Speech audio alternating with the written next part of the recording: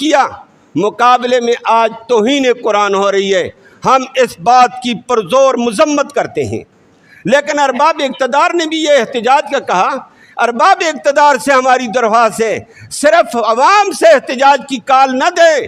آپ کی ایک طاقت ہے، آپ اقتدار میں ہیں، اقتدار کی بنیاد پر اپنی اپنی طاقت کے طور پر احتجاج کیا جائے۔ آپ دنیا عالم کو پیغام دیں کہ دنیا کے اندر سب کچھ برداشت ہے، اسلامی اقدار کا اور قرآن کا اور اسلامی شعار کی توہین برداشت نہیں کی جائے گی۔ اور پھر یہ ظالم خود ایسے ہیں، آپ کے علم میں ہے، چھوٹی سی حرکت ہوتی ہے تو کہتے ہیں مسلمان انتہا پسند ہے۔ انتہا پسندی ان پہ ختم ہے۔ ہم نے آج تک کسی مسلمان نے ان کی انجیل کی توہین نہیں کی ہے، کی ہے آپ کے علم میں ہے؟ کبھی سنا ہے واقعہ؟ انجیل اصلی نہیں ہے، نہ ہونے کے باوجود ہم اس کا لحاظ رکھتے ہیں، کسی کی کتاب ہے جی چھوڑو۔ تورات اصلی نہیں ہے، ہم اس کا لحاظ رکھتے ہیں۔ عیسیٰ علیہ السلام سچا نبی، ہم اس کا لحاظ رکھتے ہیں۔ موسیٰ علیہ السلام سچا نبی، ہم اس کا لحاظ رکھتے ہیں۔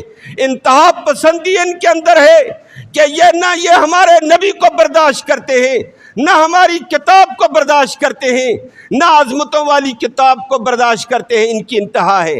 اور نام کیا دنیا کو دیا جاتا ہے؟ اظہار رائے کی آزادی۔ ایسی اظہار رائے پر لعنت ہو کہ تیری تو رائے کا اظہار ہے، دوسروں کے دلوں پر چھری چلے۔ یہ رائے کا اظہار برداشت نہیں ہے۔ رائے کا اظہار کرو، آزادی ہونی چاہیے۔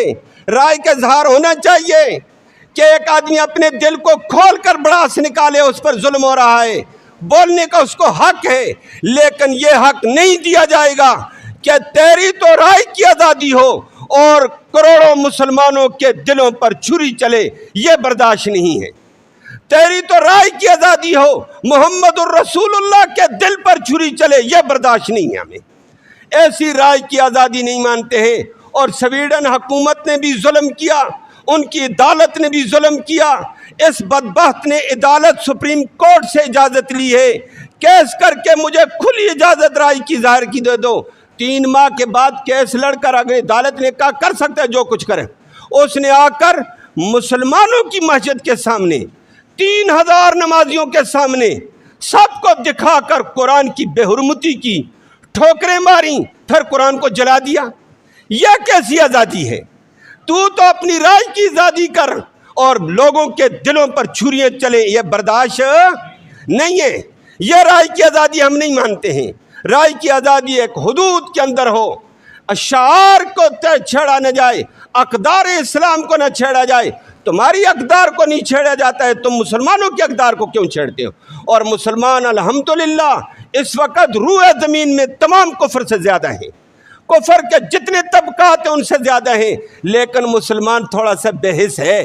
اس بے حسی کے عالم میں اس کو تھپڑے لگ رہے ہیں۔ دعا کرو اللہ مسلمانوں کی بے حسی کو دور فرمائے۔